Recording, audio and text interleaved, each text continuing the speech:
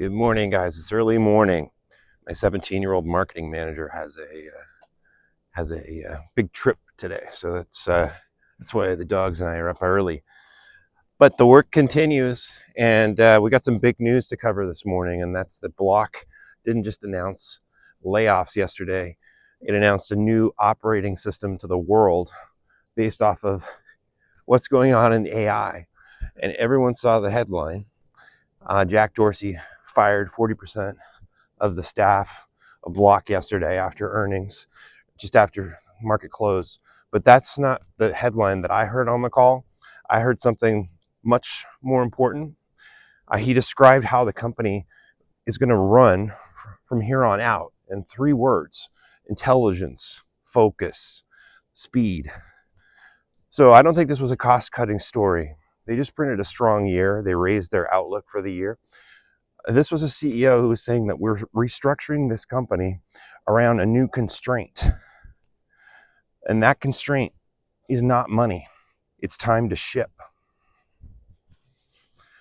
So here is the practical Rising Dynasty investor lesson to take away from this big news that everyone's going to be talking about today and probably for the next few months. In the AI era, the winners aren't the companies with the best AI slogans. They're the companies that turn AI into measurable velocity and durable margin without breaking growth. So what do you watch for as an investor? Who do you invest in? Is you don't look at head count. 2 signals. There's signal number 1, output per engineer. They said code shipped per engineer is up 40% since September for Block. That's the claim. And now the market's going to demand proof. Faster product launches, fewer delays, more features actually hitting customers. So if that happens for Block, this wasn't layoffs, it was leverage.